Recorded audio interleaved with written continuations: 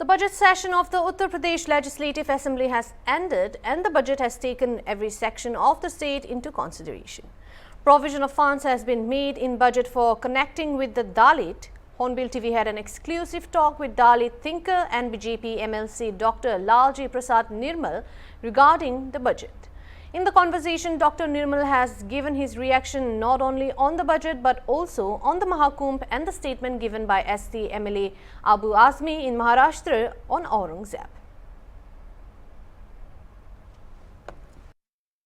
उत्तर प्रदेश का विधानसभा बजट सत्र समाप्त हो चुका है और इस बजट में जो बजट पास हुआ था यूपी के इंफ्रास्ट्रक्चर को मजबूती देने के साथ ही तमाम विभागों के लिए भी मुख्यमंत्री जी ने बजट में जो है पिटारा खोल दिया था, धन का पिटारा खोल दिया था। और सबसे बड़ी बात जो है समाज का जो अंतिम पायदान का व्यक्ति कहा जाता है दलित, उसके लिए भी मुख्यमंत्री ने काफ़ी बजट में प्रावधान किया है, जिसके तहत हर जिले में अंबेडकर छात्रावास बनाए जाएंगे और जो दलित महापुरुष हैं उनको लेकर भी मुख्यमंत्री जी ने बजट में प्रावधान किया है। हमारे साथ दलित चिंतक और भारतीय जनता पार्टी के एमएलसी डॉक्टर लालजी प्रसाद निर्मल जी हैं, उनसे बात करेंगे।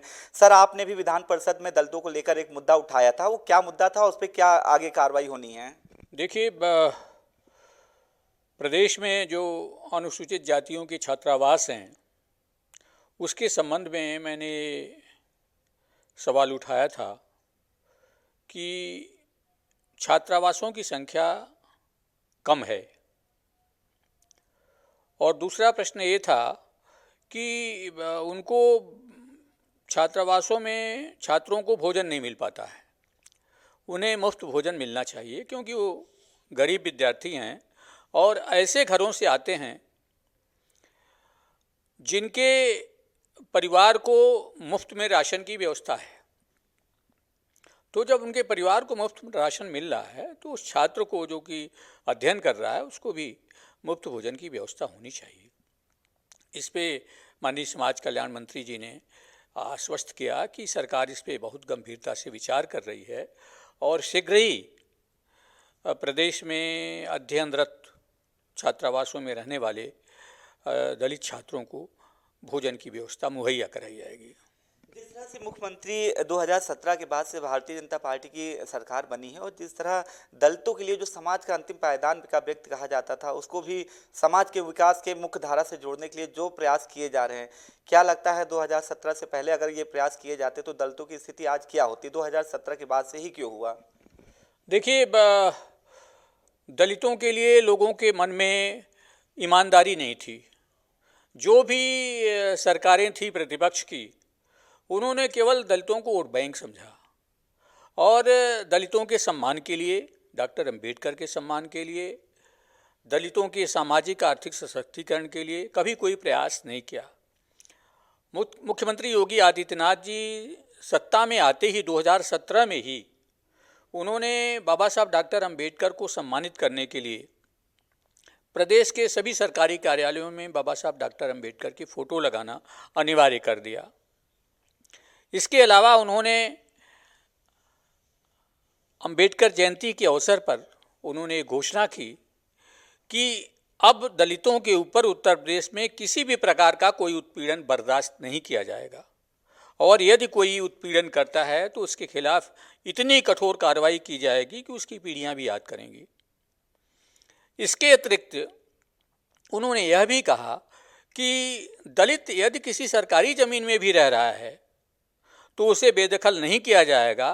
अगर वह ज़मीन तालाब की है या किसी अन्य आवश्यक उपयोग की है, हरित भूमि है, तो उसे पहले रहने की व्यवस्था की जाएगी, उसे अन्यत्र आवास दिया जाएगा, ज़मीन दी जाएगी, तब उसको विस्थापित किया जाएगा। मुख्यमंत्री योगी आदित्यनाथ ने बाबा साहब डॉक्टर अंबेडकर को सम्मानित करने के लिए डॉक्टर अंबेडकर स्मारक और सांस्कृतिक केंद्र बनाने का निर्णय लिया है, जिसका कल उल्लेख भी उन्होंने किया। इंटरनेशनल केंद्र बनाने के लिए कहा और वह बन करके तैयार हो रहा है, जिसमें बाबा साहब डॉक्टर अंबेडकर की 25 फीट ऊंची कांस्य प्रतिमा है, उसमें भव्य लाइब्रेरी है, विपस्सना केंद्र है, सभागार है, ऑडिटोरियम बन रहा है।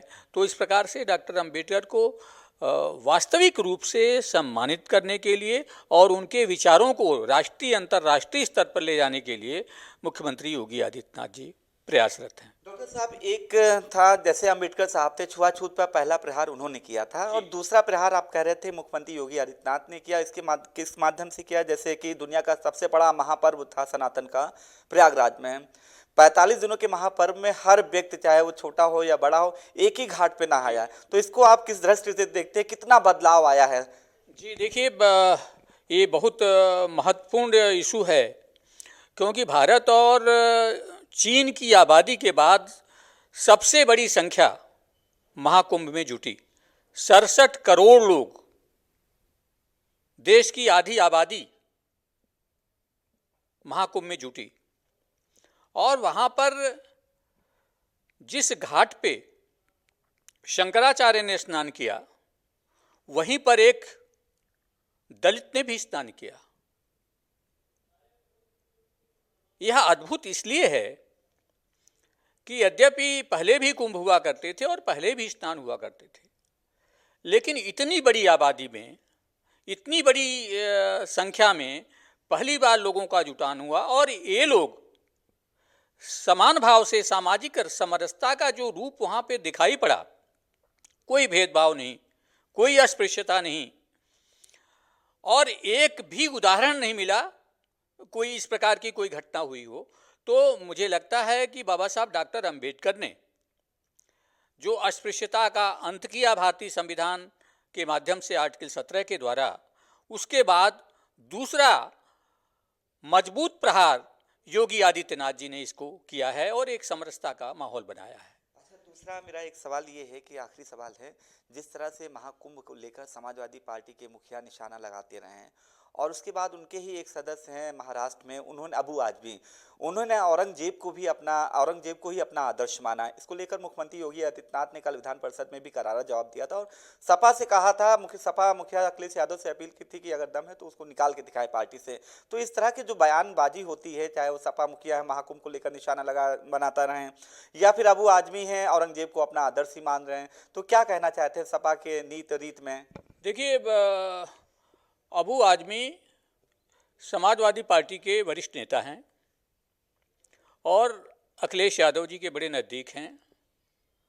उनका औरंगजेब के समर्थन में बयान देना यह साबित करता है कि यह समाजवादी पार्टी की सोच है।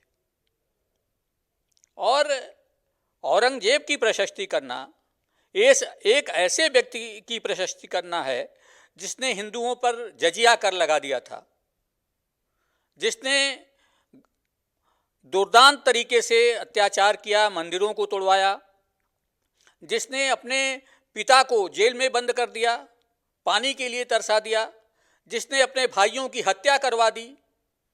ऐसे दुर्दांत व्यक्ति को, ऐसे क्रूर तानाशाह को प्रशस्ति करना, उसे सम्मान देना, यह समाजवादी पार्टी की ही सोच हो सकती है। और अगर ऐसी सोच नहीं है समाजवादी पार्टी की, तो अखिलेश यादव जी को चाहिए कि अबू आजमी को पार्टी से निष्कासित कर दें।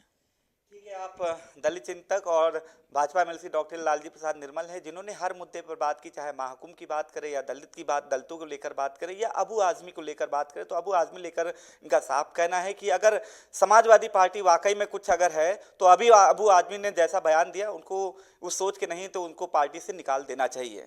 वीडियो जर्नलिस्ट विजय के साथ अनूप चौधरी, हॉर्नबिल टीवी, लखनऊ।